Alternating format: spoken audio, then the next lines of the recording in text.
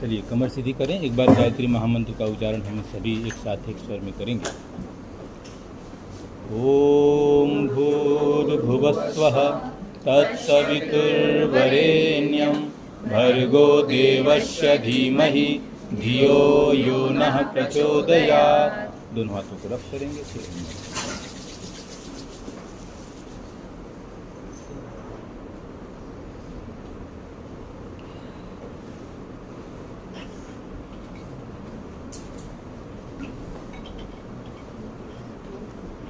तो कल हम लोग चर्चा किए थे सांख्य दर्शन। सांख्य दर्शन अपने आप में एक पूरा ही दर्शन है, एक दिन में उसको नहीं समझा जा सकता, लेकिन आपको एक लेक्चर में उस पूरे दर्शन का सार समझाने की कोशिश की। आप उसके तो टर्मिनोलॉजी हैं, जो शब्द हैं कि त्रिगुण क्या है, पुरुष क्या है, आत्मा क्या है, ये इससे आप परिचित हो गए कि क्या क्या है, मीन्स संक्षिप्त परिचय।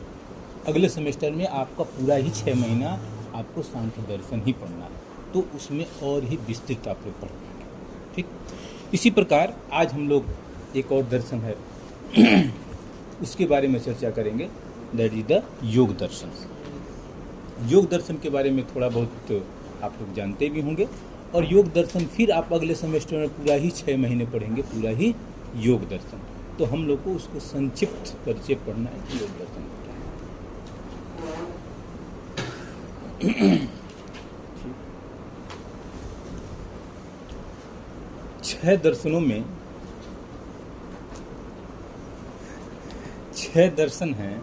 6 दर्शनों में आपने सांख्य दर्शन को पढ़ा, जो सबसे प्राचीन है, सबसे पुराना है, सबसे लॉजिकल है, तार्किक है।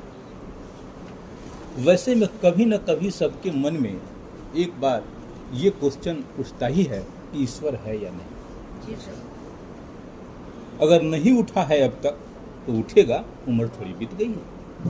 लेकिन एक बार ये क्वेश्चन आपके मनोभूमि में आनी ही है कि ईश्वर है या नहीं।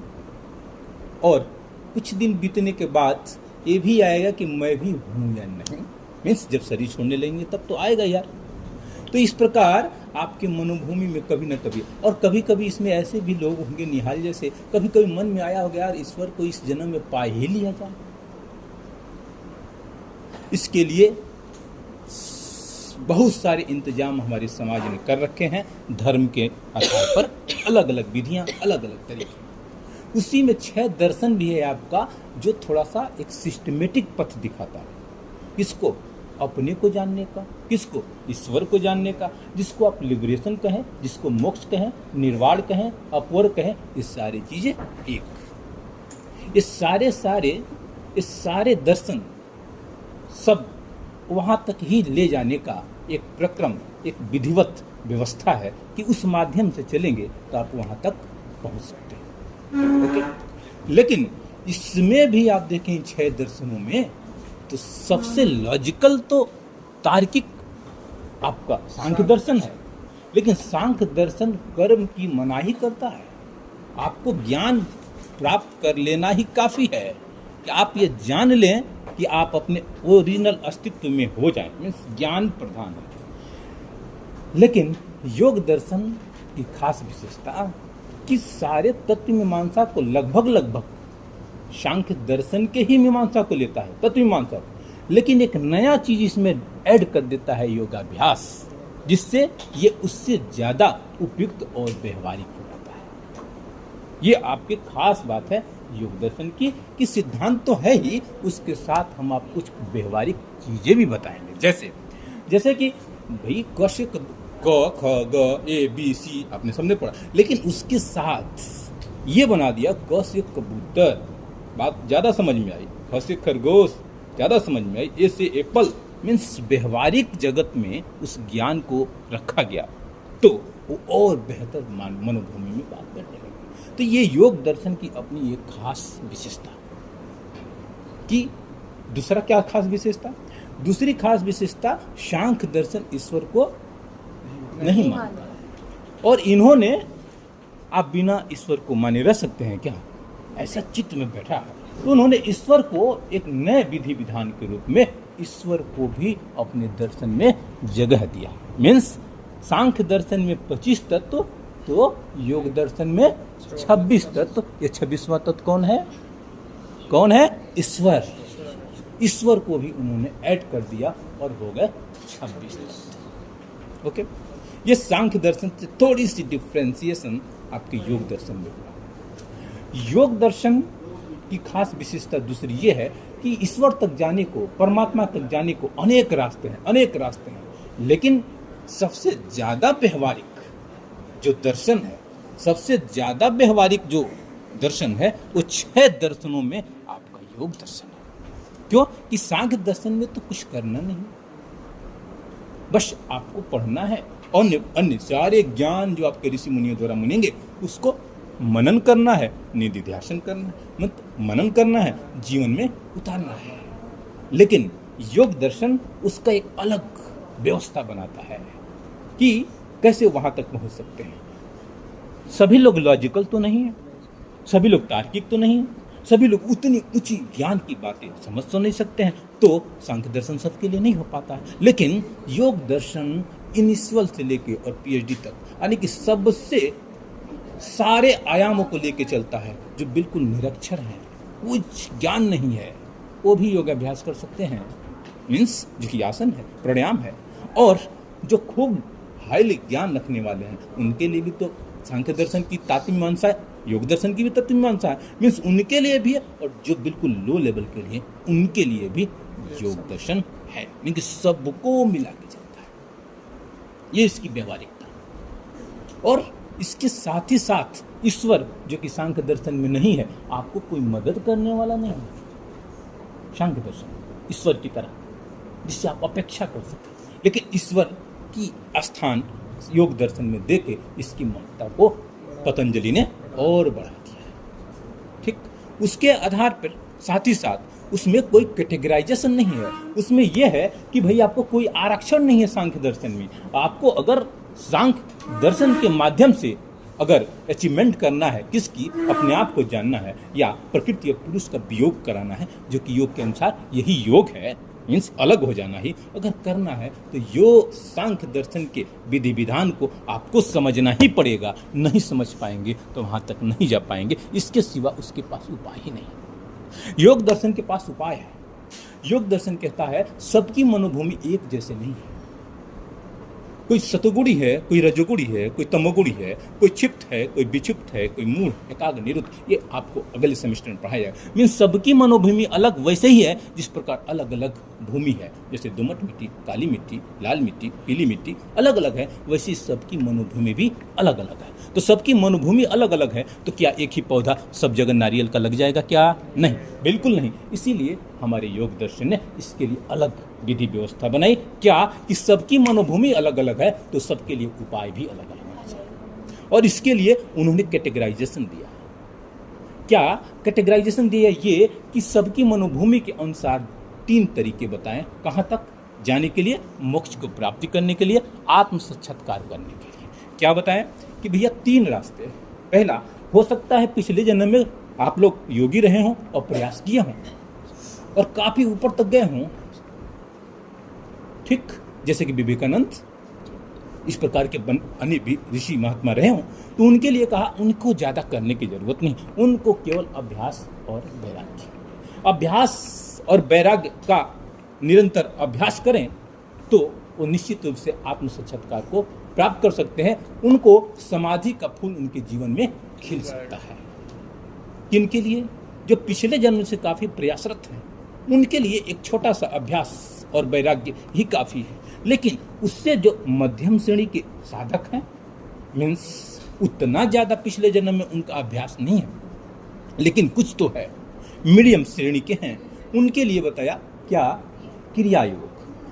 क्रिया योग मतलब तप, स्वाध्याय और ईश्वर प्राणिधान, ये 3 चीज़ों को मिला के क्रिया योग कहा जाता है। फिर तीसरी श्रेणी बताया नहीं, जो बिल्कुल ही निरक्षर हैं, इस मामले में, अध्यात्म के मामले बिल्कुल ही जीरो हैं, ज्यादा बिल्कुल जानकारी ही नहीं, अब इस पर कदम बढ़ा रहे हैं आध्यात्म के मार्ग पर।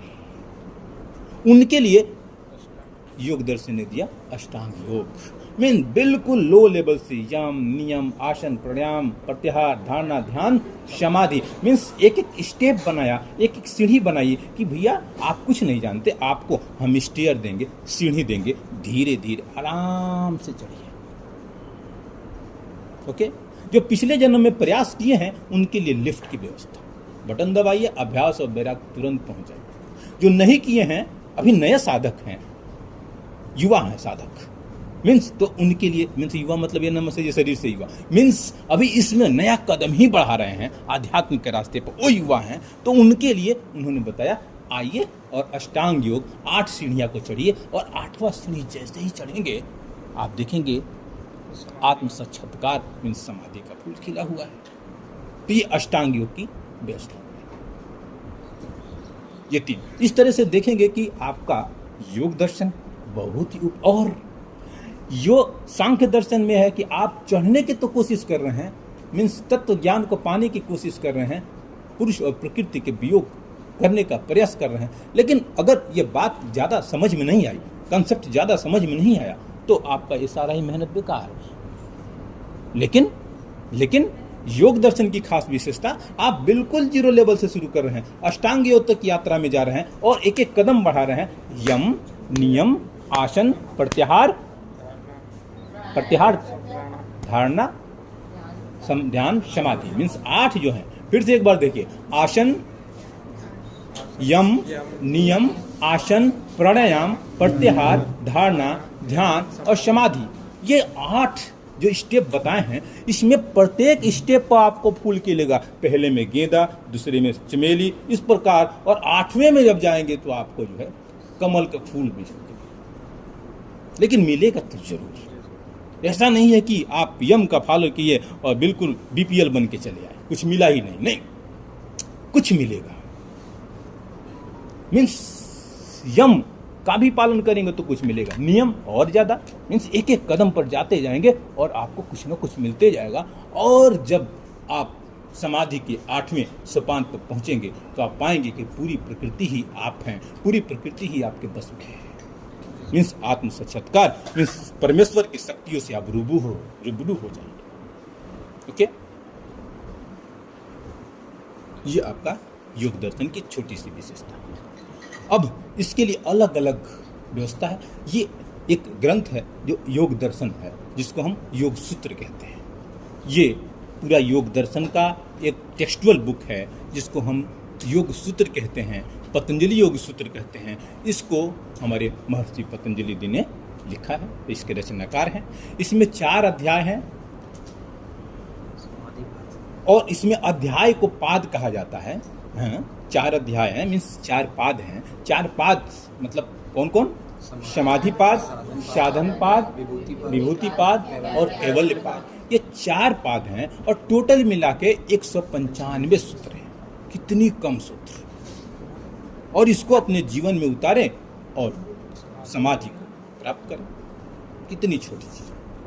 अब इस दर्शन में, योग दर्शन की शुरुआत होती है, पहला सूत्र जो है समझने जैसा है, अथ योगा अनुशासन। अथ योगा अनुशासनम, अर्थ क्या हुआ पीहू? अथ योगा अनुशासनम।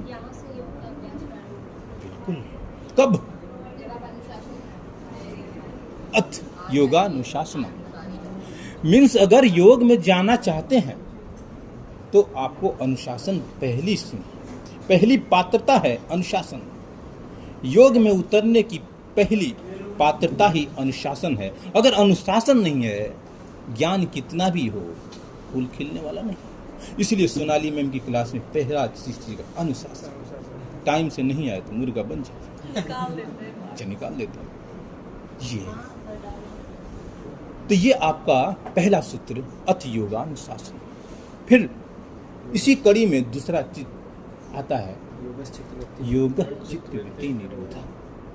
अभी तक क्या पढ़ा था? सांख्य दर्शन के अनुसार, सांख्य दर्शन के अनुसार शालिनी में सांख्य दर्शन का पुरुष और प्रकृति का वियोग होना ही योग। और अकॉर्डिंग टू पतंजलि योग सूत्र, योगः चित्तवृत्ति निरोध मीन्स चित्तवृत्तियों का निरोध होना ही योग है। चित्तवृत्ति को समझने के लिए पहले हम चित्त को समझें, फिर वृत्ति को समझें, फिर निरोध को समझें, और तीनों को समझ जाएं तो आपको समाधि मिल ही जाएगी। तो पहले समझें योगः चित्त वृत्ति निरोध मीन्स चित्त क्या है। पीहू पूजा, चित्त क्या है?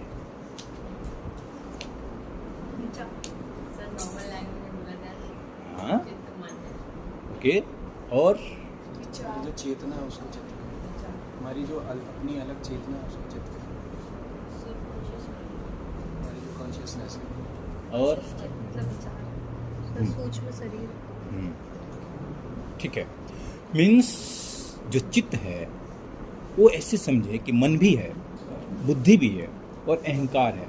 इन तीनों को मिला के, इन तीनों का कॉम्बिनेशन जो है उसको हम चित्त कहेंगे। क्यों? हाँ, लेकिन आपको एहसास होता है कि हमारे मन में जो हमारे अंदर विचार आ रहे हैं वो हमारे मन रूपी सरोवर पे आ रहे हैं, लेकिन वो अहंकार के कारण भी तो आ सकता है। वो विचार वो अपने लॉजिकल रूप में भी तो आ सकता है, आपने तर्क विचार किया, या इंद्रियों के द्वारा जो सूचनाएं मिल रही हैं उसके द्वारा भी तो विचार आ सकता है। तो कहीं से ये विचार आए, और विचार आने के आपके ज्ञानेंद्रिय, कर्मेंद्रिय, ये सारी चीजें हैं, मन के हैं, पिछले संस्कार, पुराने संस्कार के कारण भी आ सकते हैं। तो सब मिला के कॉम्बिनेशन में देखें तो मन, बुद्धि, अहंकार का समन्वित रूप आपका चित्त है। इसको ऐसे समझिए कि जो चित्त है ये सीसीटीवी कैमरा है। ओके, मीन्स जो भी एक्टिविटीज हो रही हैं, खाना पीना, रहना, बोलना, देखना, इस सारे चीज को कैप्चर कर रहा है, बिल्कुल तटस्थ भाव से। चित्त मीन्स हमारा जो चित्त है उसमें सारी चीजों का बस दृष्टा भाव से आ रही है। विचारों का खेल ही तो चल रहा है 24 घंटे, वो आ रहे हैं, वो बिल्कुल सीसीटीवी कैमरा है चित्त।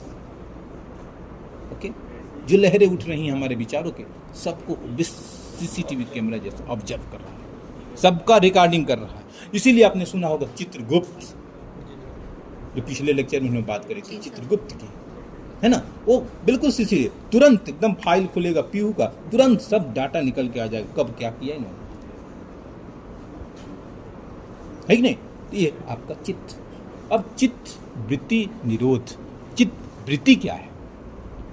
चित्त वृत्ति है इस पर उठने वाली जितनी लहर है, मीन्स मन, बुद्धि, अहंकार के कारण जो भी हमारे मनो मस्तिष्क में विचार उत्पन्न होते हैं, वो सारे प्रकार के अच्छे विचार, बुरे विचार, ये सारे प्रकार के आइडिया, मीन्स बुरे अच्छे को खत्म किए विचार, जो भी विचार हमारे मनो मस्तिष्क में अभी तक आ रहे हैं, खाने का, पीने का, देखने का भाव, सब ये सारे प्रकार के जो विचार हैं, ये सारी ही चित्तवृत्ति है।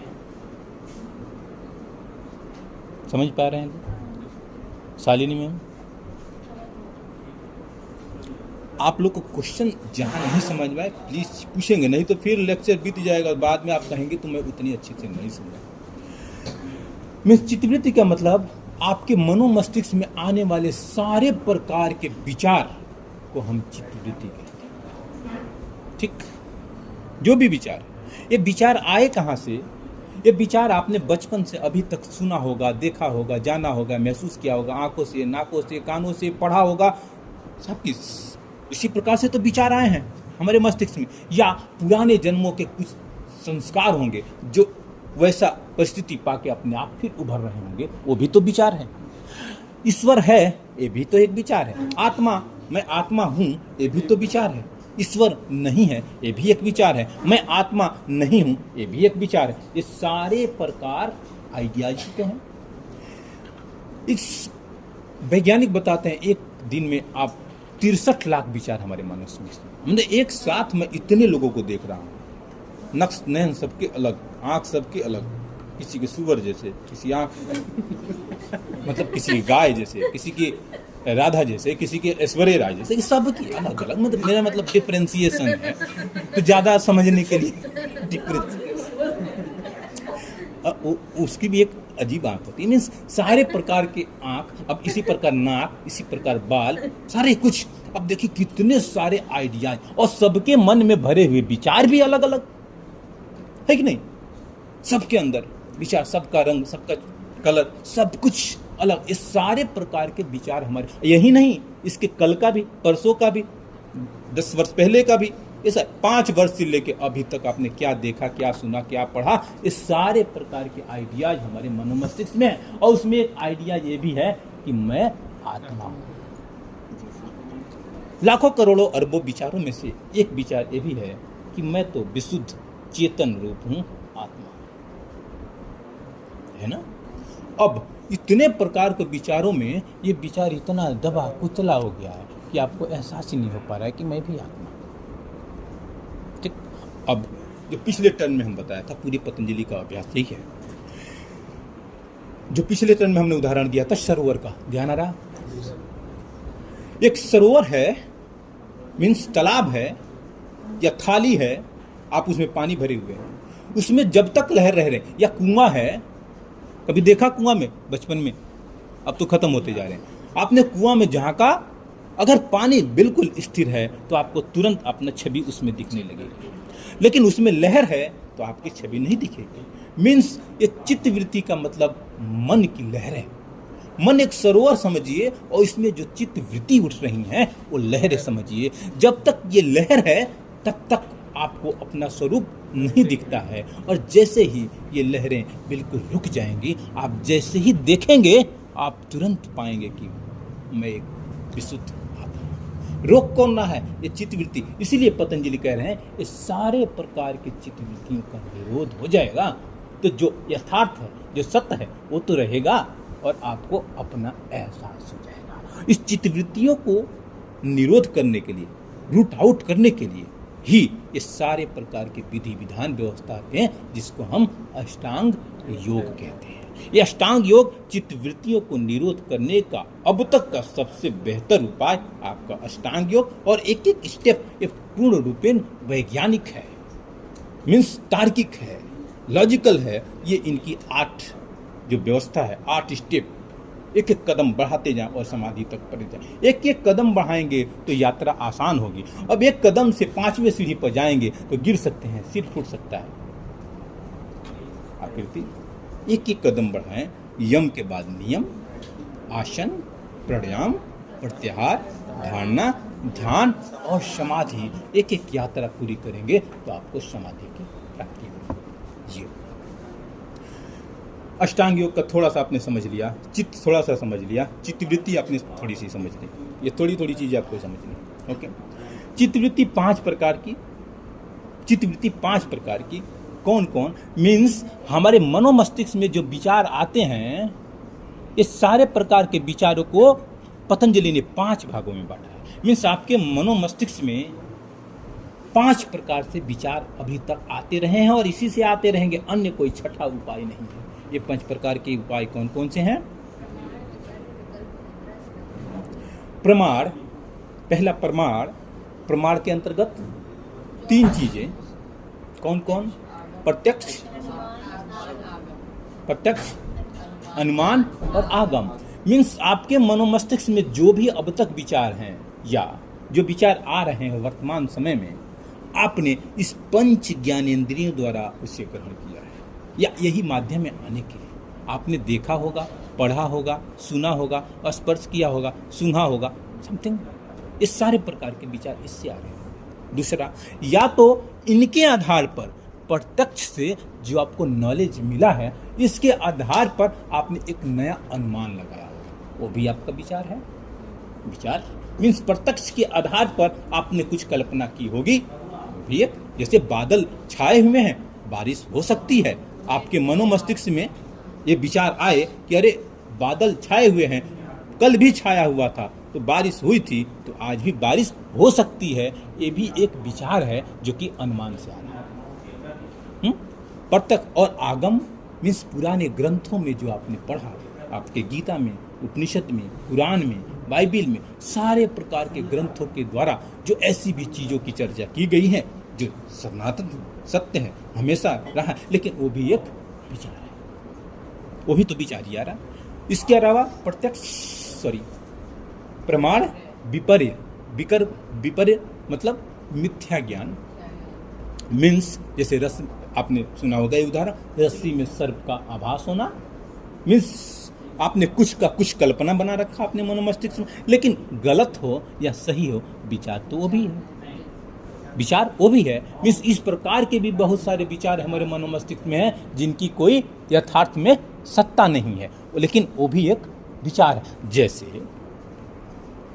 अगर आप के मन में ये भाव आ ही गया भी हो कि मुझे लगता है विश्व की सबसे सुंदर स्त्री मैं ही हूं, तो ये आप कल्पना कर सकती है, ये मिथ्या ज्ञान आप पाल सकती हैं। किसी के बस में है क्या विचार? ऐसे ही बहुत सारी अवधारणाएं हम अपने मनोमस्तिष्क में, इसकी आपकी स्वतंत्रता है, अब मान लेने में क्या ही घाटा है, खुश रहेंगे।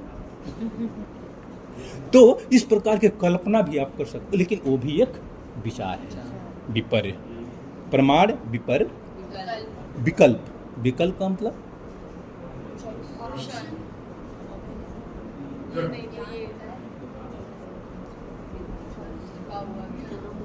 प्रमाण विपर्य, विकल्प, निद्रा, स्मृति।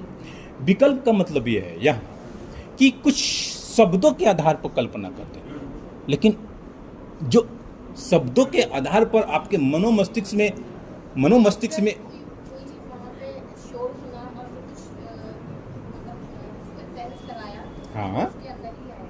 हाँ जी, विकल्प का मतलब यह है शब्दों के आधार पर आपके मनोमस्तिष्क में एक नई प्रकार की चित्तवृत्ति जन्मेगी, है कि नहीं? जैसे ईश्वर को मानिए, मैं ईश्वर कहूं तो आपके सबके मनोमस्तिष्क में एक अवधारणा तो आती होगी, एक तरंग तो उठती होगी कि हाँ ईश्वर क्या है। हम भले आप व्याख्या न करें, लेकिन मैं कहूँ ईश्वर समझ रहे हैं, ईश्वर समझ रहे हैं ना, देखा है, महसूस किया है, लेकिन हम ईश्वर कहें और आप समझ गए। न देखा, न सुना, न बाबा ने, दादा ने, किसी ने देखा भी नहीं और हम भी नहीं देखे, आने वाली पीढ़ियां पता नहीं देखें, लेकिन ईश्वर कहने से आपके मनोमस्तिष्क में एक चित्तवृत्ति उठ जा रही है, किसकी बात चल रही है, लेकिन है नहीं, आपने देखा नहीं, मीन्स हमने देखा नहीं, प्रत्यक्ष से, अनुमान से चल रहा है। अनुमान से भी पता नहीं ईश्वर है भी कि नहीं, वो ईश्वर है कि शैतान है जिसकी हम कल्पना कर रहे हैं, कोई देखा नहीं। तो इस प्रकार में शब्दों के आधार पर आपके मनोमस्तिष्क में एक चित्तवृत्ति उत्पन्न हो जाए, लेकिन जो शब्द है ईश्वर का वो यथार्थ में उससे मेल न खाता हो, तो आपका ये भी एक चित्तवृत्ति है, मीन्स ये भी एक विचार है, प्रमाण भी। और निद्रा, निद्रा का मतलब जब आप सोते हैं कितने घंटे?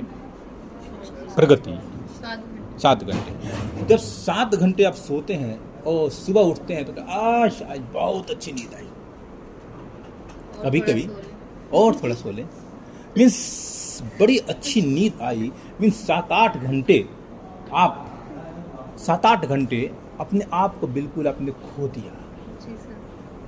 खो दिया, मीन्स आपका अहंकार जीरो हो गया, आपका ज्ञान जीरो हो गया। और जितना ही ज्ञान जीरो, जितना ही अहंकार जीरो, उतना ही शांत अवस्था, उतनी ही आपकी नींद अच्छी होगी।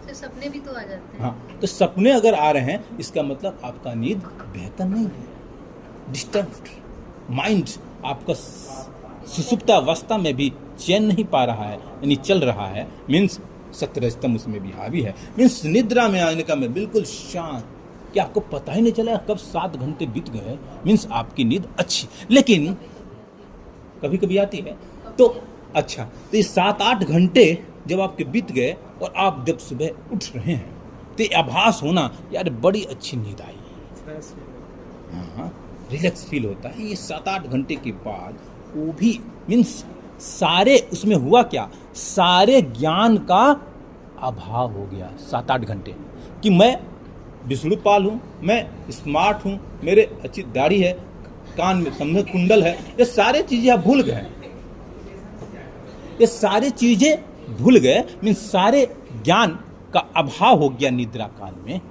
उसमें आप पीएम थोड़ी रहते हैं, उसमें सीएम थोड़ी रहेंगे, उसमें तो निद्रा है, सभी वैसे ही जैसे सोते हैं। ऐसा थोड़ी कि निद्रा में प्रधानमंत्री एकदम शीर्षासन लगाए सोएंगे, नहीं, सोएंगे सभी वैसे ही।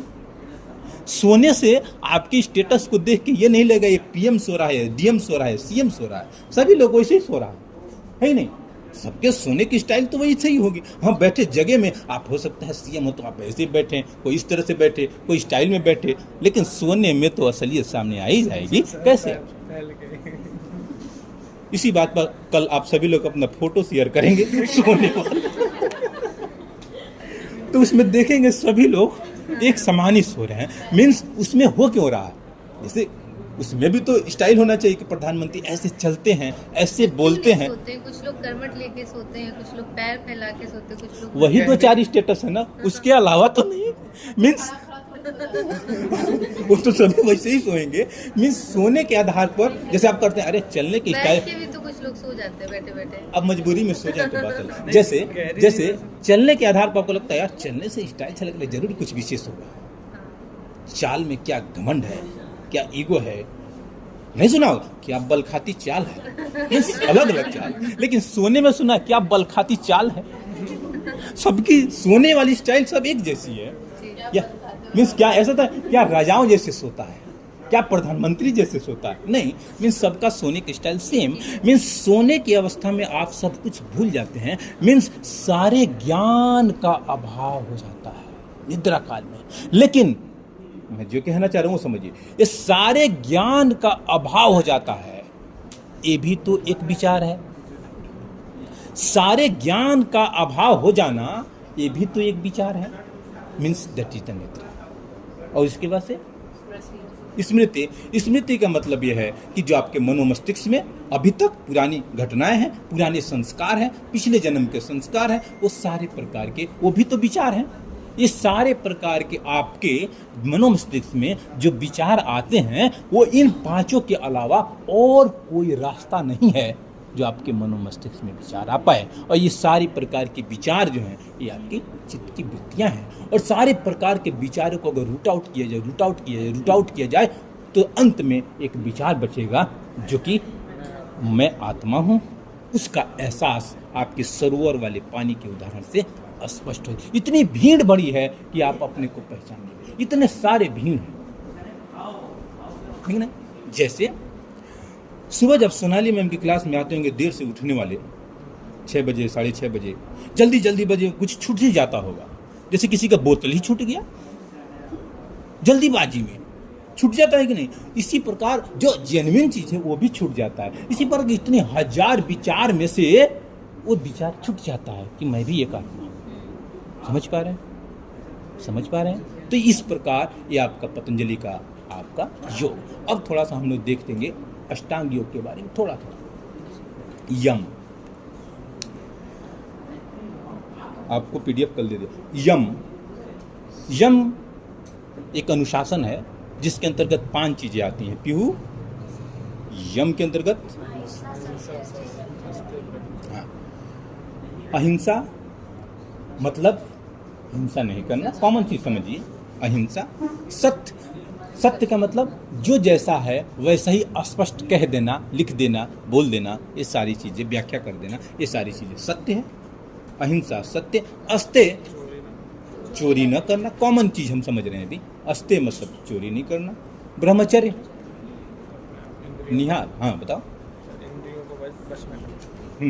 मन सा वाचा कर्मणा, ये तीनों को संयमित रखना। मीन्स विशेषकर जननेंद्रिय को संयमित रखना मन से, ये आपका ब्रह्मचर्य है।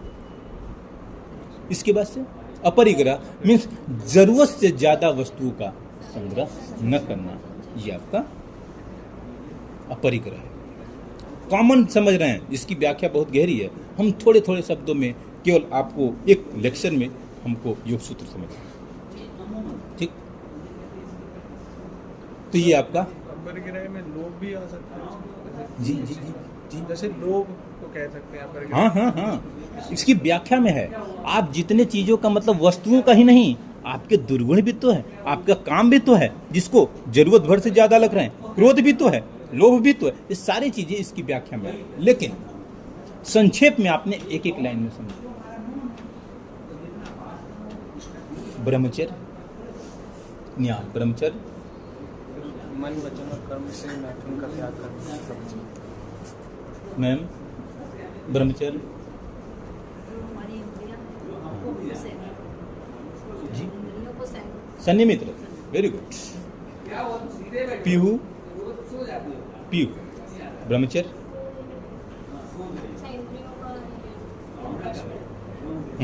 इंद्रियों का वश में, वेरी गुड। कॉमन व्यवहारिक लाइफ में ये समझा जाता है कि स्त्री और पुरुष का न मिलना ये ब्रह्मचर्य है।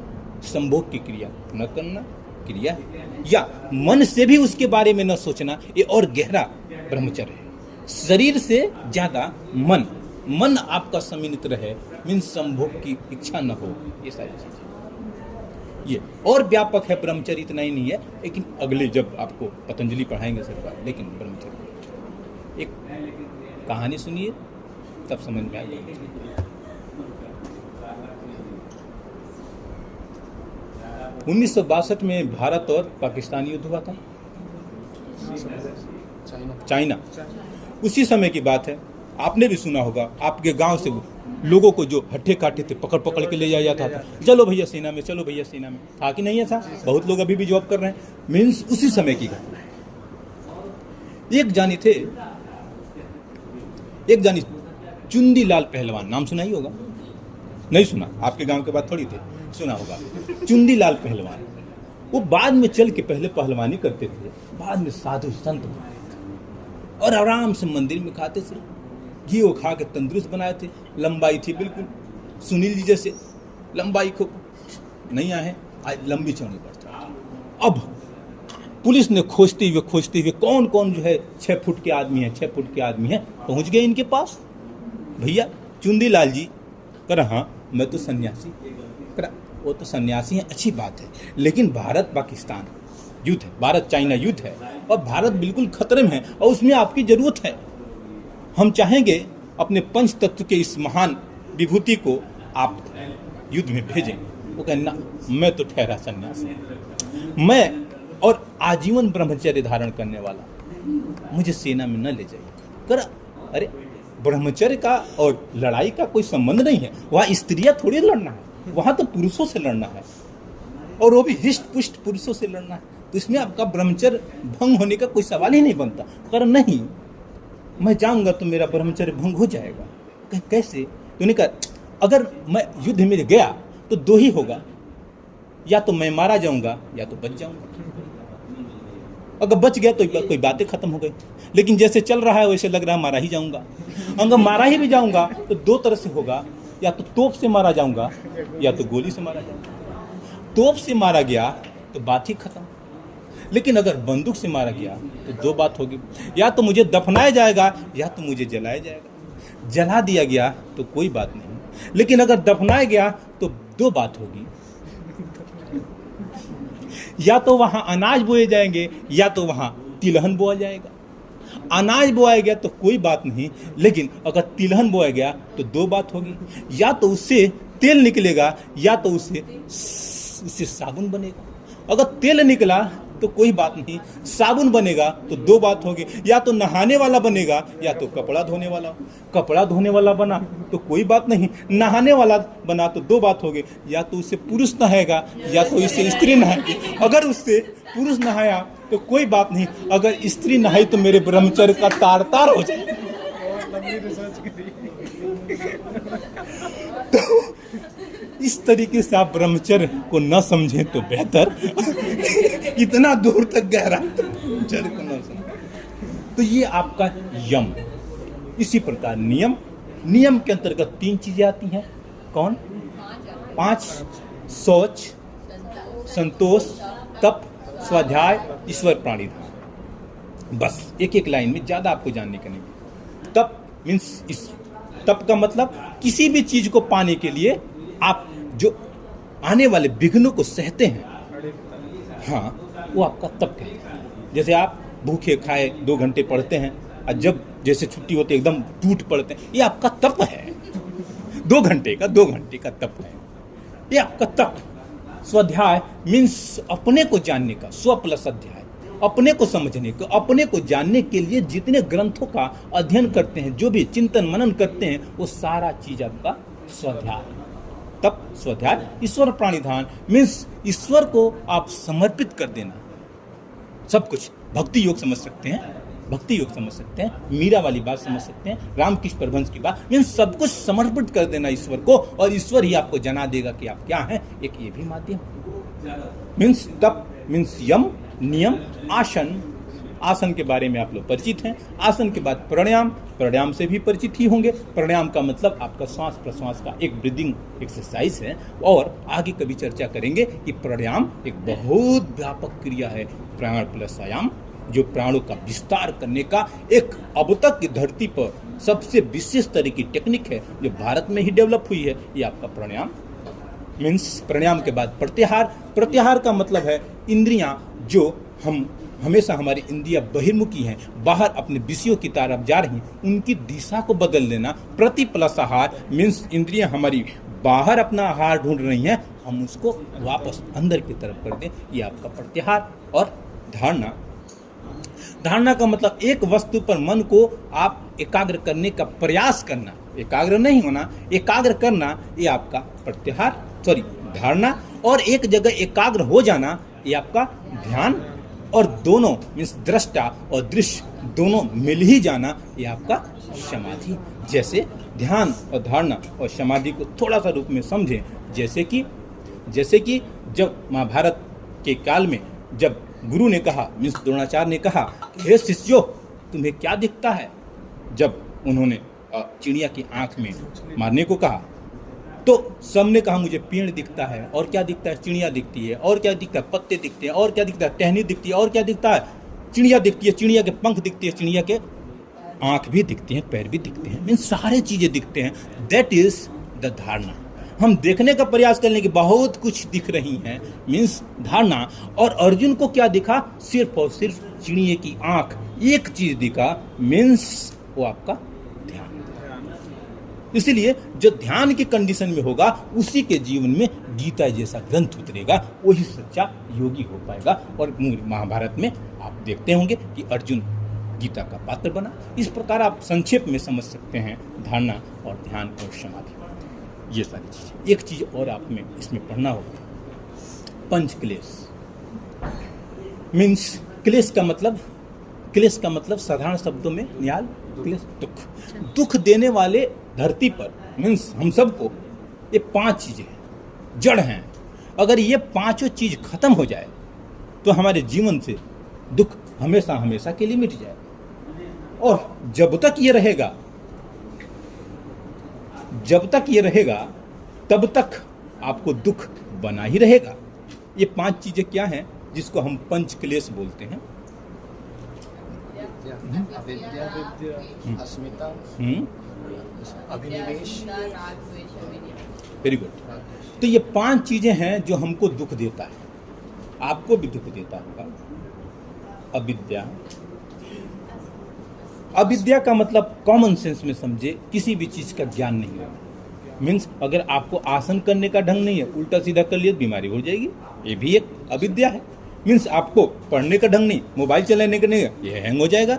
इसी प्रकार किसी भी चीज का यथार्थ ज्ञान नहीं होना, ये आपका अविद्या। और अविद्या सारे क्लेशों का जड़ है। यथार्थ ज्ञान नहीं होना, ये सारे संसारिक चाहे परमार्थिक सारे चीजों का जड़ आपका अविद्या है। अविद्या के बाद अस्मिता। अस्मिता का मतलब क्या, अहंकार को आप संक्षेप में समझें, 1 लाइन में, आपका ईगो जो है वो आपका अस्मिता। अहंकार, अस्मिता। राग का मतलब अटैचमेंट, किसी से आपका लगाव होना, ये भी तो दुख है। दुख है क्या? अरे वाह। मीन्स किसी चीज का राग होना, चाहत होना, पाने की इच्छा होना, ये भी एक दुख ही है। और जस्ट अपोजिट द्वेष, मतलब किसी से बिछोड़ना भी दुख है। या दूसरे शब्दों में ऐसे समझिए, राग ये है कि किसी चीज की चाहत होना जो आपको नहीं मिल रहा है। और द्वेष वो है कि आप चाह रहे हैं इससे हमारी मुलाकात ना हो, लेकिन मुलाकात हो ही जाती है, वो भी द्वेष है। आप चाह रहे हैं कि मैं फेल नहीं हूं, फेल हो गए। मीन्स जो आप नहीं चाह रहे हैं उससे वो आ ही जाएगा जीवन में, तो वो भी आपका दुख है। ये आप राग और द्वेष को, और राग और द्वेष का आपका कई साल का अनुभव जो है, तो इसमें राग द्वेष। अभिनिवेश मीन्स शाब्दिक शब्दों में कि मरने का एक डर सबको रहता है, जानवरों को भी रहता है। जो अगर छोटा जानवर है, आप छोटो तो मैं अरे निहाल कहूँ उसको मैं तुमको मोक्ष दिलाऊंगा, मैं तुमको मोक्ष दिलाऊंगा, मैं तुमको मार दूंगा, मोक्ष मिल जाए, वो भी बचाव करने का प्रयास करेगा। ना ना ना, मैं जिस योनि में ठीक हूँ, मैं मरना ही नहीं चाहूँगा। मीन्स सारे योनि के लोगों को साथ है कि उनको जिसमें है उसी में जीना चाह रहे हैं, मरना कोई नहीं चाहता। ये आपका अभिनिवेश। ये 5 प्रकार की चीज़ें जो हैं, ये 5 प्रकार के कह जो जड़ हैं, ये जड़ हैं, और इन्हीं के द्वारा आप इन चश्मों से हमारे जो भी कर्म होंगे, जो भी विचार आएंगे, वो इन अगर 5 चीज़ें हैं तो उसका कर्म संस्कार बनेगा। अगर ये नहीं है तो हम कुछ भी सोच रहे हैं, कुछ भी कर रहे हैं, उसका कर्म संस्कार नहीं बनेगा। मीन्स ये जड़ हैं, और जब ये जड़ हैं तो कुछ भी करेंगे उसका संस्कार बनेगा, और संस्कार बनेगा तो 3 फूल खिलेंगे। कौन? आयु का, जाति का और भोग का। मीन्स आपको एक योनि में जन्म लेना पड़ेगा, उसकी एक लिमिटेड आयु होगी, और उससे संबंधित आपके भोग भी होंगे, जैसा आपका कर्म होगा। ओके, और फिर कर्म भोगेंगे और फिर कुछ नया करेंगे भी, और फिर उसके बाद से कर्म संस्कार बनेगा, और ये क्रम आपका चलता रहेगा, पुनर्जन्म का चक्र चलता रहेगा। और जब ये योग विद्या जो है आपका एक ऐसा कुल्हाड़ी देगा, किसका? तत्व ज्ञान की, क्या? विवेक ज्ञान देगा, और विवेक ज्ञान से आप इस पांचों जड़ों को काटने का प्रयास करते हैं। मीन्स अष्टांग योग के द्वारा आपको एक कुल्हाड़ी मिलेगी जिससे 5 क्लेशों को काटेंगे, और जैसे ही 5 क्लेश कटेगा, ये आपका जो पेड़ है वो आपका धराशायी हो जाएगा, और आप पुनर्जन्म से मुक्त हो जाएंगे। तो उसके बाद क्या होगा? पुनर्जन्म से मुक्त हो जाएंगे, फिर पुनर्जन्म से मुक्त हो जाएंगे, आवागमन से मुक्त हो जाएंगे, दुखों से हमेशा के लिए मुक्त हो जाएंगे। मीन्स ईश्वर में विलीन हो जाएंगे, मीन्स परम बम परमात्मा में विलीन हो जाएंगे। उसके आगे का रास्ता अभी मुझे नहीं पता। तो योग की प्राप्ति नहीं होती है तो कितनी बार भी जन्म ले रहा है, हाँ, फिर से पुनर्जन्म हो रहा है, नहीं हो रहा। अगर किसी कोई इस मार्ग पर चल रहा है, अष्टांग योग पर चल रहा है, यम, नियम, आसन, प्राणायाम, प्रत्याहार, 6वां 7वां सीढ़ी, 8वां सीढ़ी, लेकिन नहीं कंप्लीट हो पा रहा है, तो भगवान कृष्ण गीता के 7वें अध्याय में भी आई एम नॉट क्लियर बस है, मीन्स कहते हैं कि जो इस योग के मत पर चलता है, अगर किसी कारण वो योग भ्रष्ट होता है, मीन्स वहां तक अचीवमेंट नहीं हो पाती है, तो अगले जन्म में वो साधक ऐश्वर्यवान कुल में, श्री कुल में, धनवान कुल में जन्म लेता है। मीन्स आपका ये पढ़ाई जो है, ये नौकरी मिले या न मिले कोई बड़ी बात नहीं है, अगले जन्म में इसी मार्ग पर चलें तो अनंत अंबानी के आप नाती पोता हो सकते हैं, अमित शाह के नाती पोता हो सकते हैं। मीन्स कमाने का झंझट ही खत्म, नौकरी का झंझट ही खत्म। मीन्स ऐसी पढ़ाई जिसमें इसमें तो लाभ है ही, अगले जन्म में भी। तो फिर सर उस जन्म में अगर जन्म लेते जैसे आप बता रहे, और जिस स्कूल में लिया उसमें मतलब वो लोग अच्छे नहीं हुए, ऐसे वाले लोग ज़्यादातर अच्छे नहीं होते कहा जाता है, तो सर हम भी फिर उन्हीं की जैसे हो ही जाएंगे। Very good. ऐश्वर्यवान कुल के साथ हमने कहा श्री कुल में, ये भी तो कहा ऐश्वर्यवान कुल प्लस श्री कुल, मतलब ऐसे जैसे धीरू में क्या ही गड़बड़ है यार, गड़बड़ तो नहीं है सर, अभी हमें नहीं पता। मीन्स मतलब आपको ऐसी सुविधा मिलती है कि आपको, मीन्स हम ये नहीं कह रहे कि खाली धनवान कुल में, धनवान के साथ गुणवान कुल भी हो, क्योंकि श्री लगा है। ऐश्वर्यवान कुल में जहाँ धन दौलत हो, साथ ही साथ ऐश्वर्य हो, साथ ही साथ श्री हो, मीन्स लक्ष्मी हो, मीन्स गुणवान कुल में, क्योंकि आपका जन्म आपके गुण से इतर कहीं नहीं हो सकता। आपका अगला जन्म डिसाइड करने में सबसे बड़ा फैक्टर क्या है? आपके खुद के संस्कार।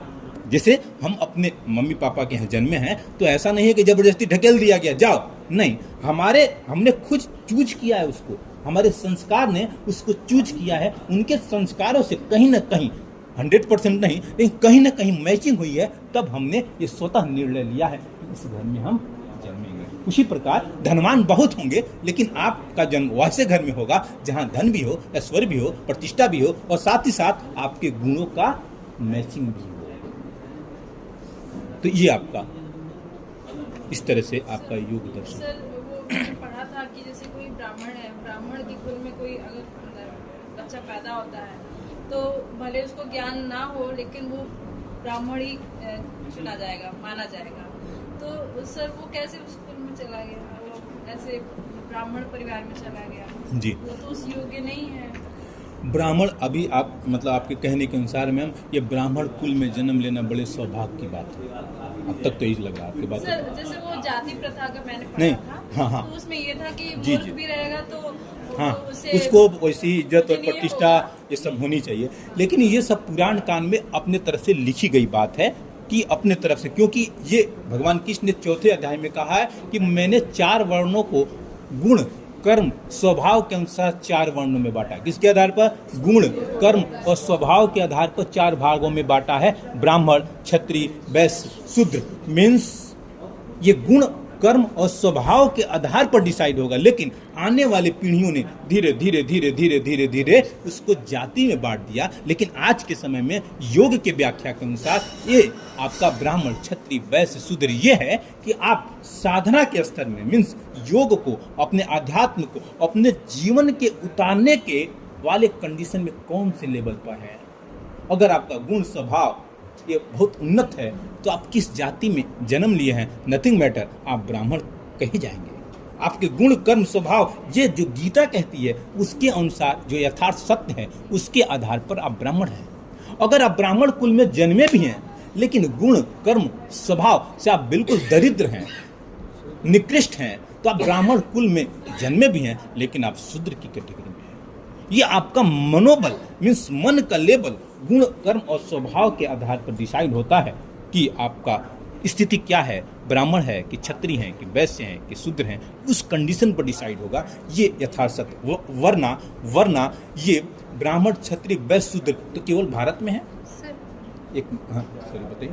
सर जब गीता का उपदेश दिया गया था तब भी तो जाति प्रथा थी। बताइए कौन जाति? यादव थी। नहीं सर, मैं एक यादव जाति की नहीं बोल रही हूँ। जी। जैसे कर्ण का मैंने सुना था हाँ। कि उन्होंने शूद्र घर पे उनका लालन पालन पोषण हुआ हाँ, था, तो इसीलिए उनको युद्ध करने के लिए या फिर उनको धनुष के जी, लिए जी, और जी। इन सारों का मैं अनुमति यही नहीं कह थी। रहा हूँ कि सारथी की भी अनुमति मैं यही कह रहा हूँ कि उस समय भी बस 4 ही जातियाँ थी। कौन? ब्राह्मण, क्षत्रिय, वैश्य, शूद्र। तो सर यहाँ कर्म का कहाँ से आया? वो उनके तो कर्म क्षत्रिय के अनुसार थे, किनके?